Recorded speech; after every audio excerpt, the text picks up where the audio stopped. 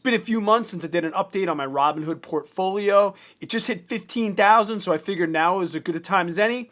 So let's take a look at exactly what my Robinhood portfolio is doing today. And if you are new here, my name is Brad. I make videos with tips and motivation on how to get out of debt, how to save money, and reach financial independence through my own personal experience. Now, the Robinhood app is something that I've had for 2 years. And essentially, when I got it, I had a lump sum of money that I wanted to invest, and the platform was kind of new, so I put money directly into Robinhood, and I bought some stocks and things like that before I really had any real education on what I was doing. I kind of used Robinhood to be one of the boys and hang out and have stocks, and that is not the way to do it. So over the last 2 years, I've pretty much simplified my Robinhood portfolio now down to owning 3 Vanguard ETFs, and I have not put any money in. So this is also a great example of what will happen over 2 years' time if you just buy and hold and let capital gains and dividends reinvest themselves over time. I opened my Robinhood portfolio in August 2017, and since then it has returned a little over 17% or 8.5% per year, which is kind of awesome because now that I read financial independence books and personal finance books alike, I see that the average return investment they're using is between 6 and 8%. So over the last 2 years of being in Vanguard ETFs, I'm right there. So that puts my total right now at just over $15,000. And with Robinhood, it allows you to see different types of time sectors. So we can see here over the last month, over 4%. So we're having an incredible last month. We see that in early June, we hit a little bit of a dip, but that has corrected itself nicely over the last 3 months, and we're up 5% over the last 3 months' time. And over the last 365 days, you can see there's been ups, there's been downs, but the general trend of buy and hold has been up. Over 9% the last year after hitting that super low on Christmas Eve of last year. The market has just continued to rebound and go up and up and up. So like I said, my Robinhood portfolio consists of 3 Vanguard ETFs. That's VGT, VOO, and VYM. And they're pretty much balanced across all of the 3.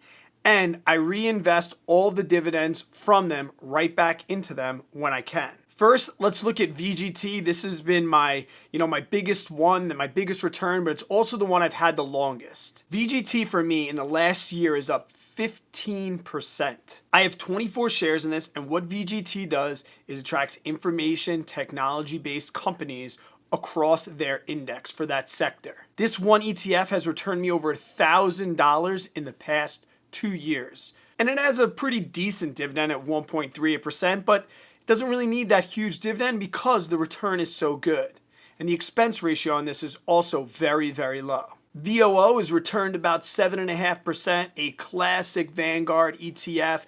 It tracks the S&P 500 index. It's very similar to VTI, if you've heard of that particular ETF, which tracks the total stock market. VOO just tracks the S&P 500, and like I said, over the last year, up 7.5%. I own 18 shares of that. It's returned me about $435 and has a dividend right now of just over 2%, which that doesn't suck. And the last ETF that I have in here is VYM. And I save this one for last because I want to ask you guys a couple questions about this, and maybe you guys can help me out because we're learning here together. You can see that the return on VYM is definitely the lowest. It's returned under 5% in the last year, but it's also the ETF that I own that has the highest dividend return. Now at 3.41, I know that I can get ones with much larger, dividend returns, and this is Vanguard's high dividend yield. But the one thing I really wanted to ask you about this was when it comes to REITs, because you can see in the description that this does not include REITs. And REITs is something that I'm kind of learning about now and I'm getting more educated in. And what I'm looking to you for advice is what your experience is with REITs. I'm definitely intrigued by real estate, and I know that REITs is a really good option. But I've also heard that with the high expense ratio and the different taxes on REITs, is it really worth the higher return and the higher dividend? Or am I pretty set in what I've been doing? I would love to hear your feedback. If you're into REITs, if you're for them, against them, please let me know in the comments. Like I said, something that I'm going to be looking forward to and looking to get into in the future, but I would love your feedback. Guys, I hope this is an awesome example of how you can use Robinhood as a brokerage account with no commissions, just have a basic ETF buy and hold Vanguard portfolio.